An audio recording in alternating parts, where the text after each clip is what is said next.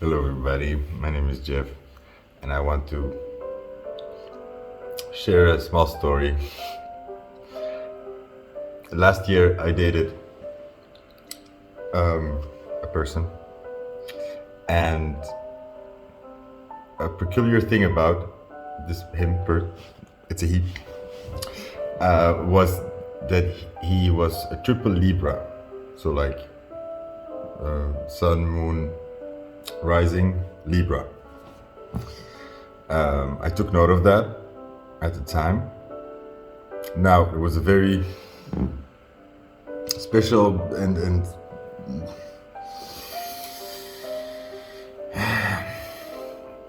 for me at least, emotional relationship, especially in the aftermath. And it's a full moon in Libra tonight, of the worm moon. And I didn't expect this, but I suddenly started talking to myself in the kitchen, and then I started writing. And I sort of finally made sense of the story in a way. I understood something. I'm just gonna share it. This is my story, my opinion. So, what I think that happened. I'm an Aries. This person is a triple Libra, so we're very like opposites. And we've met once before in a very serendipitous way, and then years later on we start talking again, and it's just the way he is, or just the way he puts himself forward, or he takes opportunities, is a bit like he's a, let's say the way he do it is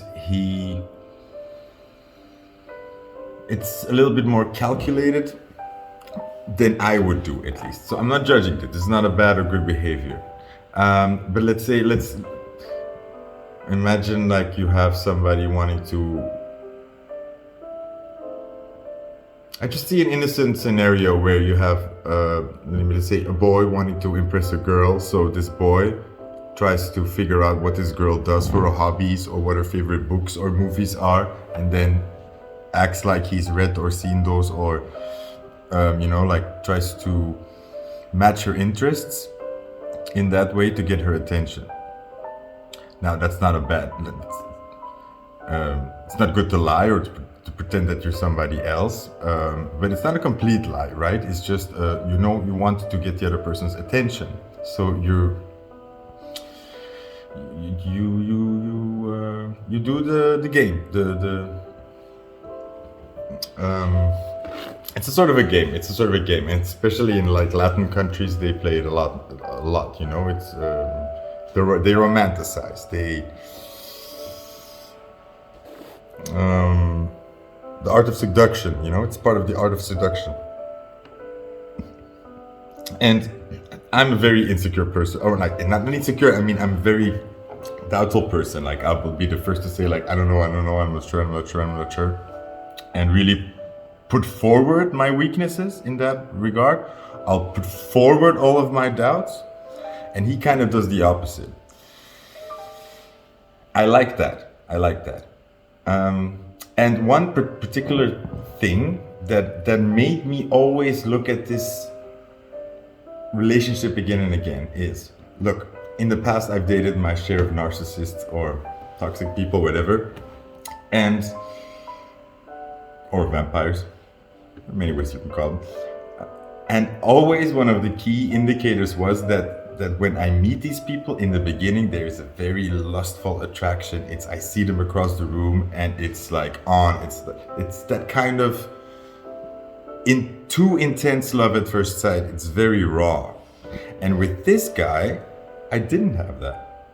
I was the opposite even. I was like, I don't know, like I'm more like I just waiting.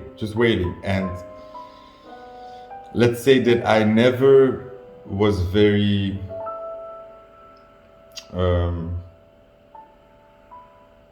I don't know. I just like it wasn't playing me or anything, But he did come at me, let's say, with a sort of a bluff of I'm sure, I want you, it's in the stars, in a way, playing into that. He was playing into that. It was a bluff, a little bit, okay? But it was fine. I was not really taking it that serious. I was taking him seriously, but I was not taking the whole thing that seriously. Just saw him as that was part of his character, and he's a fun guy, and it was just interesting. It was just interesting, but it was always like a bit wait and see. Now, what I think happened, or what happened? This is my version, because like I've been working all year to like sort of heal my part of the story and figure out why I react in a certain ways, and only now did I sort of understand where that mirroring happened, or where his part more. I think so. This is just how it came out. So he calls out this sort of bluff of romance. Let's say like we're meant to be because of this and this and this, blah blah blah, and we keep talking. Now after one point, I start taking this seriously, because aside from how he's selling it or what he's selling, the facts are speaking for itself, and the connection is there. And the story that he's putting on, this bluff, let's say that it's sort of not really a bluff, because it's more like he's sort of stating facts that it's like saying like, look, this and this and this happened, like we are meant to be, right? And you could be like, oh, that's a bit of a player trick. But then if the facts become too like in itself too hard to ignore, you start then there was a moment where I started to be like, hold on, like actually this is a beautiful story that is happening. So I was starting to take it seriously.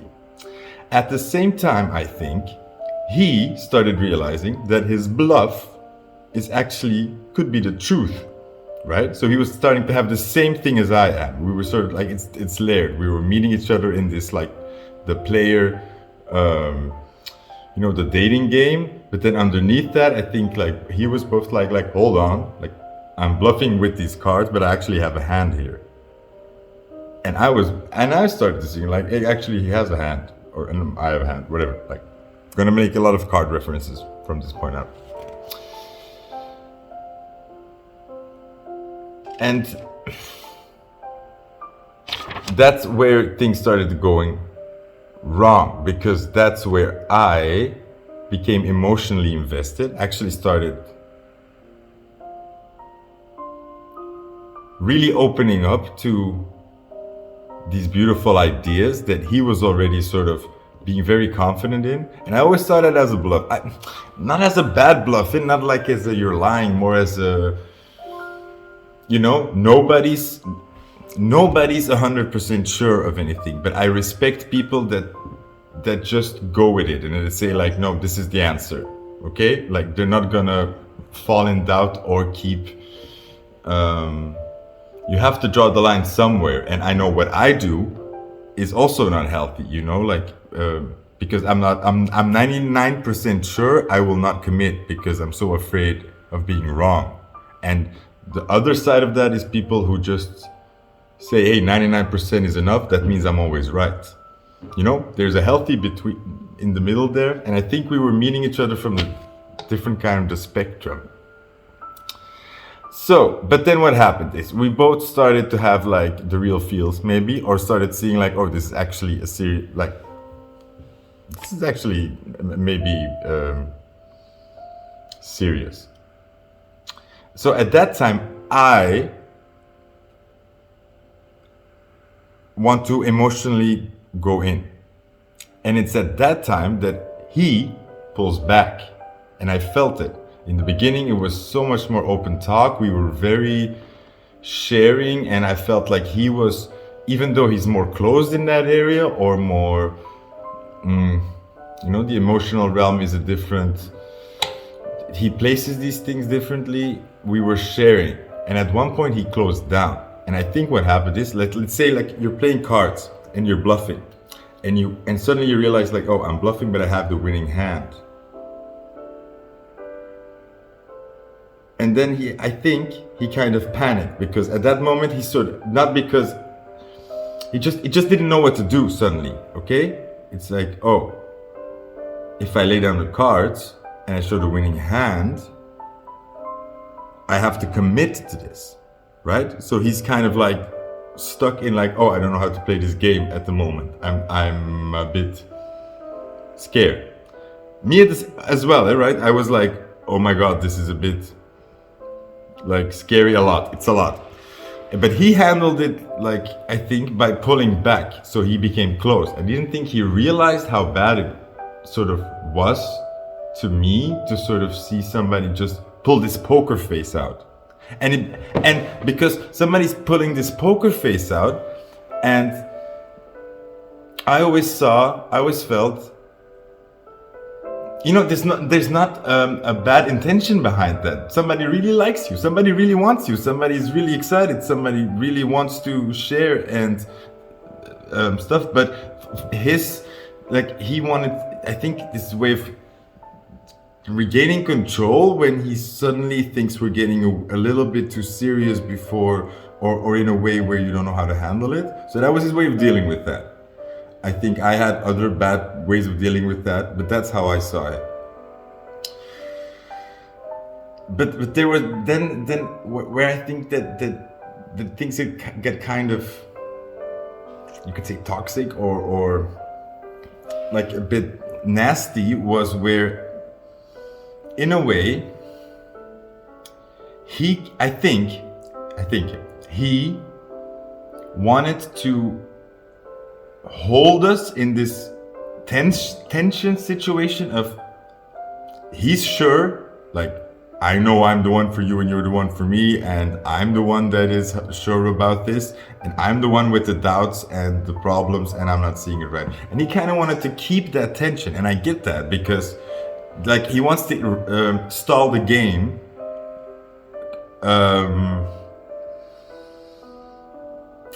out of uncomfortableness, out of not knowing sort of how to handle it. So he felt a bit like let's keep it there so it can be light, so it doesn't have to be so serious. Like he wanted to, I think that was his way of keeping the game going, like in a healthy banter. Let's you know, like play with each other's bad sides a little bit. But the problem was, like, I was in a situation where I did not have the bandwidth or stability to actually take these things so lightheartedly. So for me, somebody committing to me and actually like putting, like, saying I'm going to be there was an incredibly big deal. So for me, opening that door and saying like, okay, I want to try this, was really difficult. It was because it's something that I needed desperately, or I really wanted this help. But I also realized how much of, I want it, and I know that people want to give it to me, but I also know how much of an easy target that makes you, even for yourself. You're putting yourself in a dependent, enabling position. It's okay to want help, but you also don't. I wanted to keep I really wanted to try to not let that affect this relationship. So my needs, my problems, or my difficult situation, I just really wanted first us to have a chance, and then maybe we could help each other out, right? But I was so afraid of putting forward like, hey, I'm actually in a shitty situation here, and I don't know how, like, I'm struggling. And I actually don't have this is overwhelming me. You are overwhelming me. And it's too much. And I'm already dealing with a situation that is overwhelming me and that I can't cope with. And he sort of made the promise in the beginning of wanting to help me with that. And he really wanted to. I know that he wanted to. But I also know that both him and me, when we were actually faced with looking at that situation and trying to fix it, realized it was too big. It just was too big. So that happened, okay? But there was already this different way of like handling it. He pulled back because he wanted to be emotionally even more of a poker face, because already he was, because that's, I think, what happened for him is like, he's bluffing, but he actually has these cards. So that puts him in a really uncomfortable position of, you know, like, oh, if I play these cards, and like, if he calls me on it, like, you know, if I would say like, you know what, we are made for each other, let's go for it. And then if he puts down the cards, let's say, then we would go for it and it would be serious. And I think he wanted that, but not yet, not so fast. I think it came at us too fast, way too fast, right? And also because I was in a situation in like life practically where I needed to focus on it now. So I was torn apart between actually like looking at my situation and fixing that, and also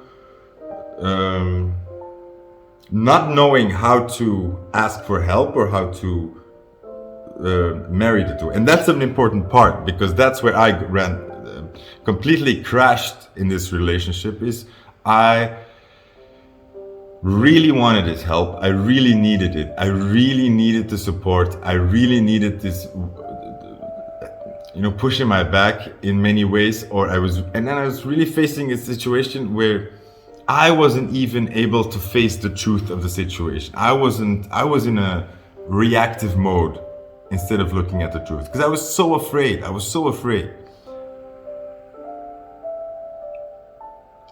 And I can't tell you how awful it felt in that situation or in that time, because I so wanted to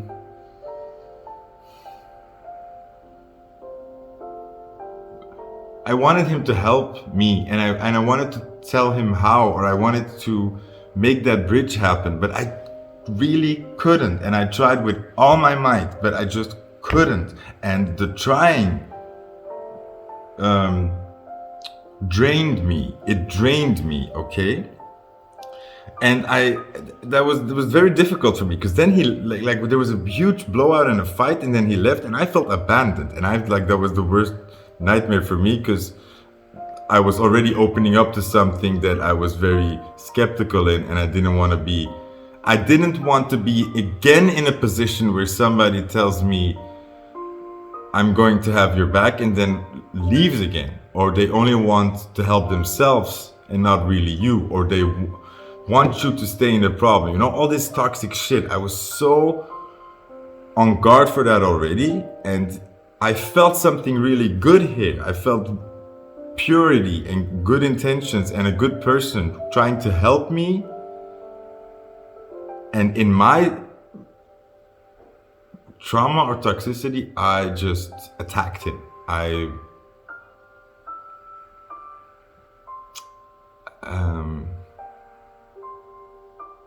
There was one moment, I think, but also the way, like, it was very complicated. Like, mistakes were made on both sides. But what I realize now is that actually this was mirroring in him, and I wasn't hearing it. I thought he was on purposely ignoring my cries for help, or that he really was acting stupid in not seeing how he could help me or how I was suffering. But I was doing the same to him. Because, look, like, in the parts of where I'm struggling and where I feel like I'm a helpless child and I don't know how to ask for help, he had these problems in a different area, and mostly in the emotional area. And what I think happened for him is, I think when he started with me, he really wanted to go for it. And I think he really sincerely just said, like, I want to offer commitment. I want to go for something. I want to just believe, right? And also like step up to the plate. I think he really wanted to step up to the plate in that way, but I think overestimated himself emotionally. Maybe not completely, but I think he was just not prepared for. Because what it did to me when it triggered me, this relationship triggered me into these deep traumas from my past. So I had to start facing that, right? I had to start dealing with all these old emotions that came back and look at these problems that I was running away from for such a long time. But I am emotionally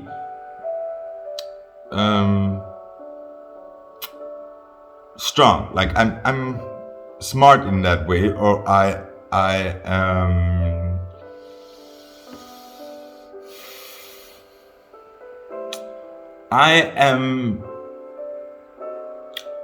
thrive well in that chaos.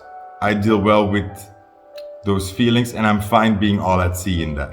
Okay, so that's sort of where my strengths lie. So when I was forced to deal with these emotions and all that trauma that came back, it was hard. It was terrible. So even for me, it was a nightmare. But I knew how to start. I knew where to deal, and it's like I see the mountain, but I know how to climb it. And for him, he felt in that area the same I felt in like whatever the financial stuff and all that kind of like shit, right? So he saw this mountain coming and completely had no idea how to climb it. And he tried to tell me, I think, several times. But for me in that moment, I just heard him say, this is just not who I am. I can't do this. So I did not hear him say, help me. Help me. I have no idea what to do and I'm scared. I feel complete. Like, I think he felt the same as I did. Like, I want to ask for help. I want you to assist me, but I completely have no idea where to begin or how. That's how I felt. Like, I want to ask you for help, but I can't even seem to wrap my head around the story. And I don't know how to ask for help. And so I think he heard me when I was talking about my problems. I think he just heard me say, I can't deal with this. I can't fix these problems. So that doesn't offer him any entrance to help me, or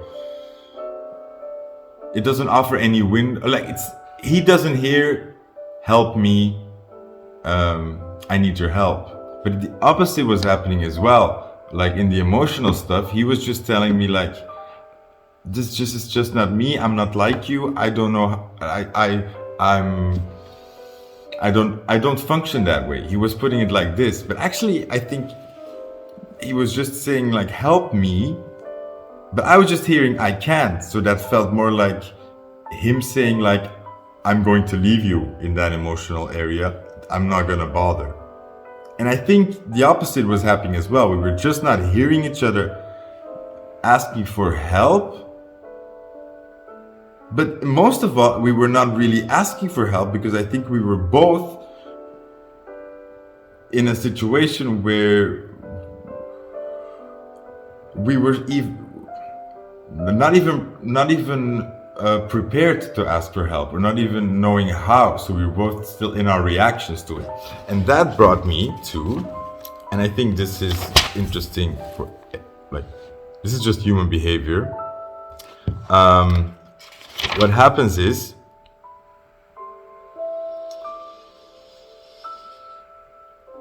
because so you project, right? So you push, you try to push the responsibility on the other person, and that's what I had faced up to. I recognized that I was pushing a lot of the problems that were there, that were happening to me, onto him, instead of taking up the responsibility. And he did the same to me.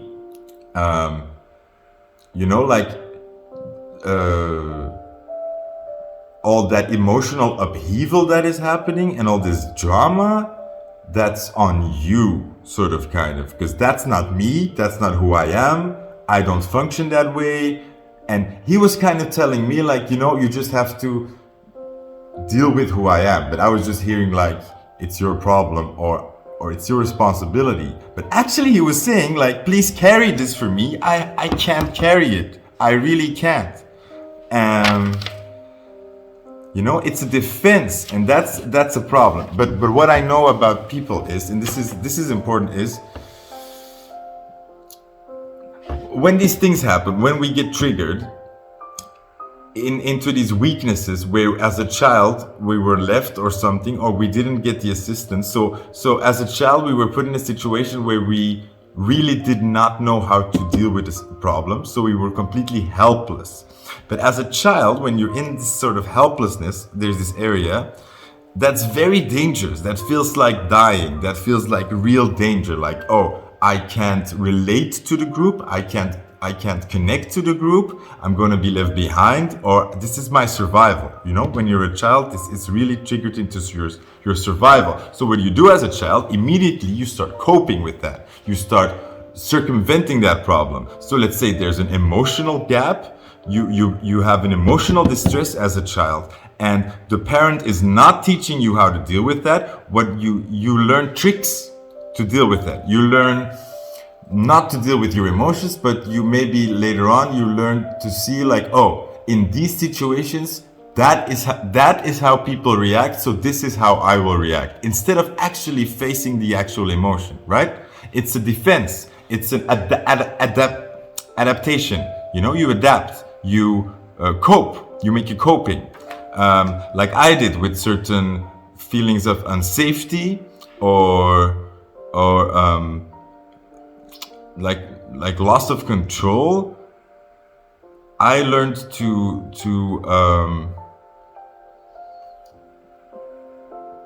you know, you either like dissociate, or you find you retreat, or you say like, oh,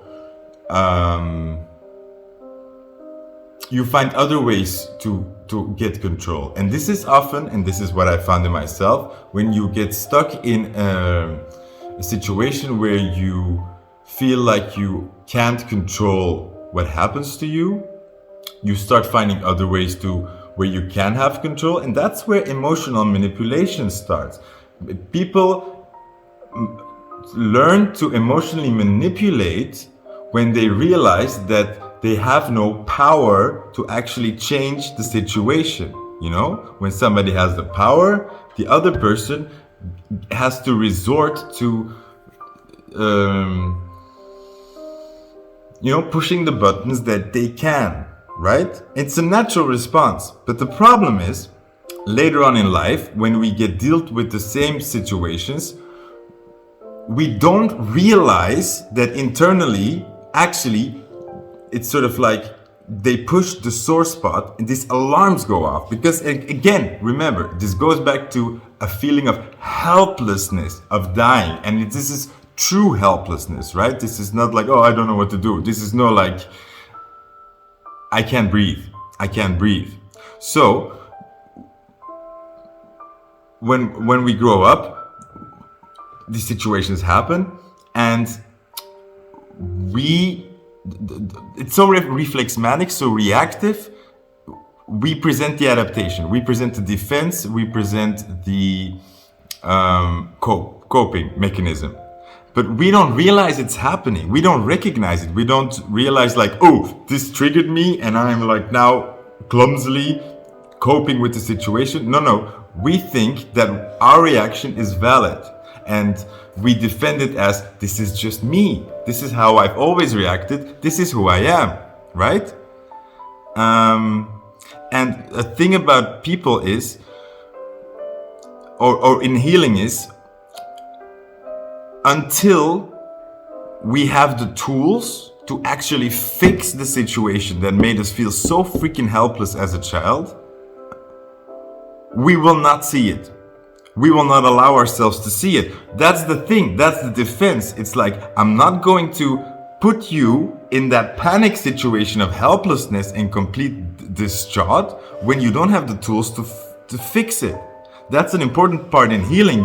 You see that when people are going through therapy or healing, and they learn new skills, or they become more solid in certain aspects of their life. Certainly, things from their childhood come up, traumas come up, relationship things happen, but finally they have the skills to face up to it, to deal with it, to start fixing it. Okay, and that's when they start seeing these patterns. But as long as we don't have the tools to actually fix the problem that made us feel so helpless, we can't even see that we're doing it, right? And that's a problem. So let's say you have this reaction, you have this bad coping mechanism. Somebody triggers you, and let's say it makes you kind of bitchy or angry, or like do something weird, and people call you out on that. For us, because we can't see it, it feels like people are attacking our core. They're attacking us, and they're making us feel stupid, And it's the same thing as when we put people in a situation of having to fix something that they can't fix.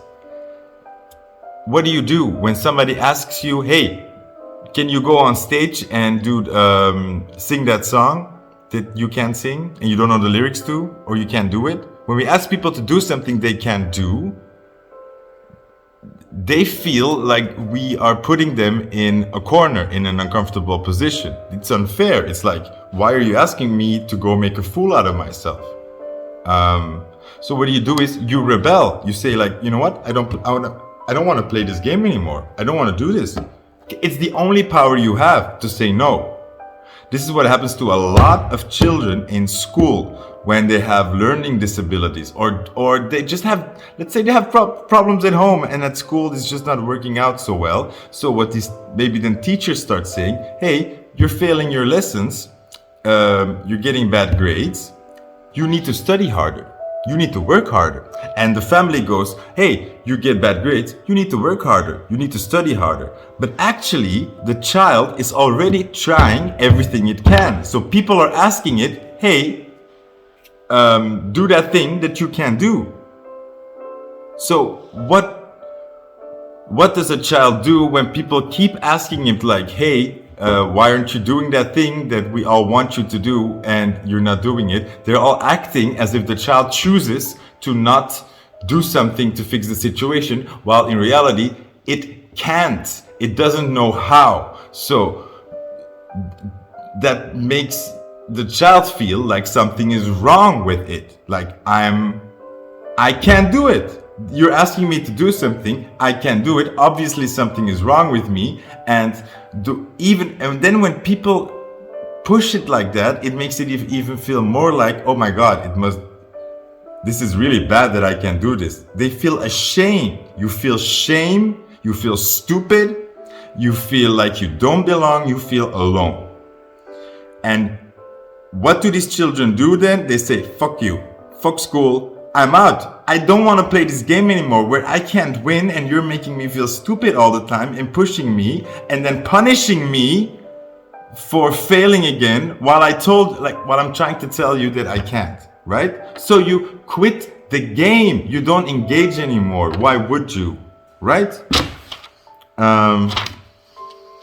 That's just normal. So I think for everybody, when you're in a relationship and somebody is not willing to see their behavior, not willing to see what they're doing, is, trust me, they can't, because they're in a relationship with you, because they want you, because they really like you. And when people are unable to see certain behavior things that aren't right, it's because they haven't got the tools to actually fix it. And you're asking somebody to do something they can't. And everybody knows how awful it feels when you just love somebody and then somebody says, well, makes you feel powerless. When somebody makes you feel powerless to make that other person happy or to make it work. So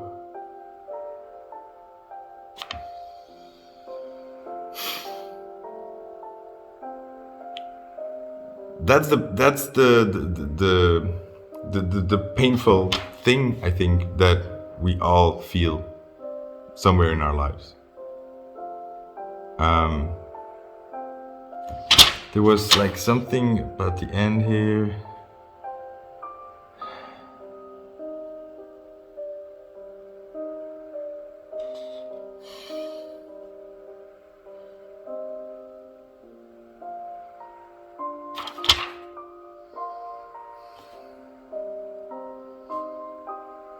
Yeah, and what the core issue is that, and I really think of those children, because I started with my sister, like I remember growing up with my sister. She was a couple years younger than me, and we played together all the time. We fought, we bickered, and I know for a fact my sister is as smart as me is. Like she, because she was younger than me, and she usually like beat me in the psychological games. Like she would say things to me that made me like, oh, holy shit, I don't know, like she outsmarted me. But I could manage fine at school. Like we both have this ADHD spectrum things, right? But I could manage fine at school, and she didn't. She really was failing all her tests, like math, just like. And I remember trying to teach her, and she was already so far in that stage of not even trying anymore, because people kept asking her. Somehow it wasn't connecting. The way people were teaching math to her was not connecting to her, and she was already in this vicious cycle of failing, trying, failing, and then people telling you should try harder. And you don't know how to try harder. So what do? And the painful part of it all is you identify with it. So these people grow up and they think, I'm just not a smart person. I don't want to learn, I'm lazy, or it's deep down inside that it just remains buried, is this deep belief of actually I'm something is wrong with me. I'm actually not that smart as everybody else, because like in school I couldn't keep up, and that haunts us because we think that there's an actual like fault in us. We're missing something, and we think that's just us. So I think for me and this person in this relationship, we both just saw this dark side of us, or this part where we felt helpless. I think we were trying to look at it, but at the same time just be at peace with it, just saying like, this is who I am, that's just not me, this is more who I am. Like, let's say like, I'm the emotional guy, you're the calculated logical guy. That's just who we are. And that's a lie. That's a lie. That's already a defense on a defense. And I think the relationships where people call you out on that and actually force you to either change or forever hold your peace in a way, it's very, very hard. And that's what Libra did to me. And I hope, in a way, it did the same to this person. And like, so also something that I'm learning to be at peace with is like, ever since like we parted ways, this whole year I've been working really hard to fix it and to understand it, like, because that's something, that dark side of me. I always have this panic of, I did something wrong, I fucked it up, I need to run back and fix it. To let that go, it's so difficult for me. So I've been working really hard to like heal this and heal this in myself. But then again, to go back to the beginning, this is more of a strength for me. So I'm asking me to go and fix and heal this. I know way better how to handle that than telling me to go fix my financial situation, where I just can feel, I just don't know how. Like I really try, but I keep on like making myself feel like inadequate and stupid, while emotional healing is like, I know how to attack that. I know like writing and music and stuff, and I know how to walk that road. But then I'm assuming for this other person that that road is as difficult to walk as the financial road is for me. So, you know, I just want to say, like, I am at peace that people heal in different times, and that I can expect that this other person is on my timing with healing. So when I'm done or understanding things, that he will be there also understanding things, because it may take years before he meets me on this page, and it may take years before I can meet him on the page of, you know, like being, I don't know, like the part where I was struggling. Yeah, so wow, 40 minutes. I just wanted to share this, and I just want to do it tonight because it's the full moon tonight, Libra. So like, let's time this. Felt in the right moment, and to get it out.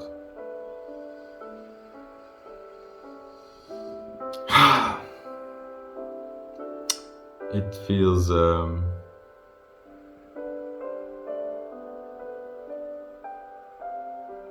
like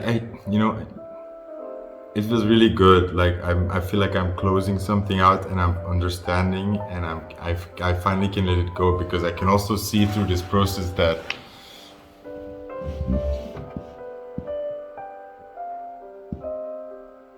there was definitely love. Like there's definitely love there, but I think most of all I see two individuals finding each other to try to heal this really badly, and therein really like calling on each other's help and friendship in a way. But it's like almost impossible to even judge if beyond there's a, you know, an actual love or a relationship there, because it almost feels like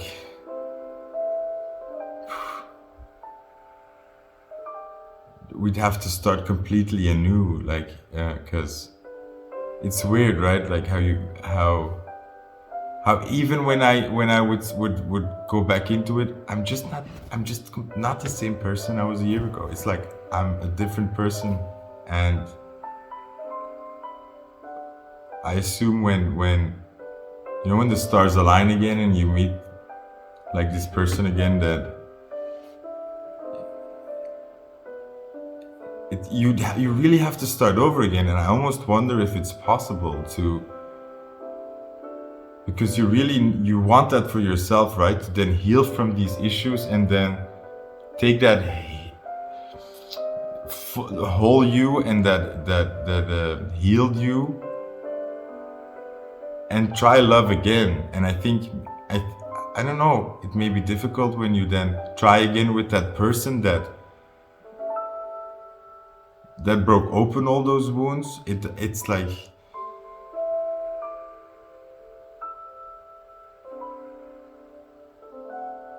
I don't know, like maybe it's then difficult to give yourself a fair, fresh chance, or maybe it's perfect that way, and maybe it's like you know, like meeting each other again, and then realizing you've been walking this road all along together, and you've been always walking toward each other, you know.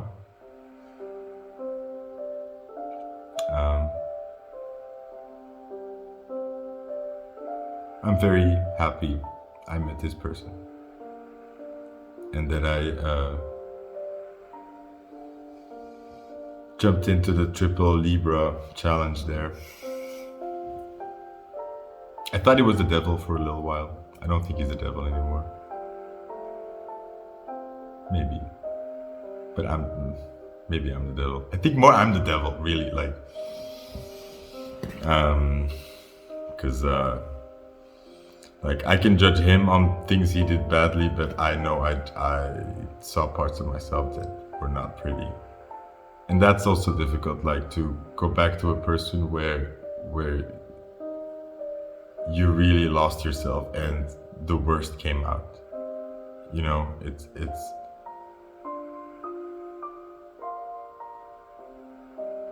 you know, it's not like you have to repair the image. I don't think the other person really judges you so harshly for it, but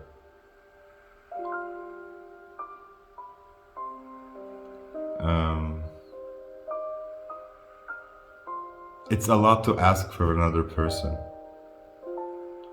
to carry you that way, you know.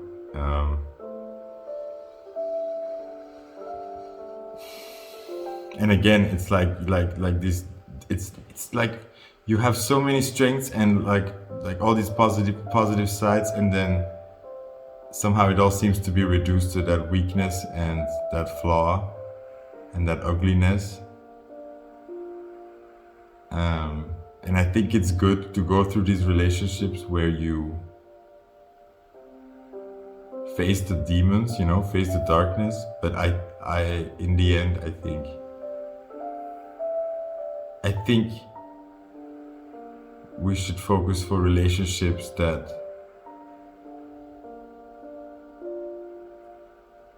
bring out the best in us in the end, you know? Somebody that sees the full picture, but not somebody that is constantly highlighting the problem or the weakness or the things you're not good in. And that's not the fault of the other person, you know. It's not that they're purposely doing that, but I don't know. This is like far beyond my relationship advice capabilities. However, I think this was a good insight, and this video is so long. What happened? Okay. If you're still here, I love you, and I hope Libra blesses you and you learned some lessons too. And Libra is all about relating to other people, so I hope you find healing in relating to other people, and I really hope you feel, you know, that beautiful healing of when other people relate to you, when you finally feel seen and understood in a way that you thought that you were completely fucked up and lost. And I think that's what I wanted most of all from this relationship, is to be seen in that way, to be seen where I was so damaged or wrong. And in the end, it was the opposite. But that was the beauty of it. It's this like our inability to see each other in that hurtful, in that hurting.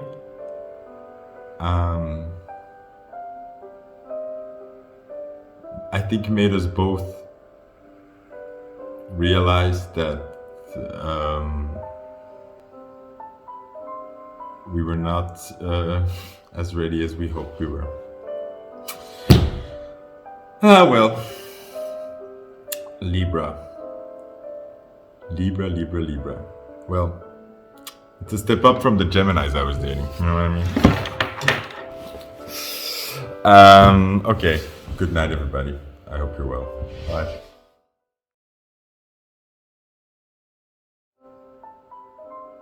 We were not as ready as we hoped we were.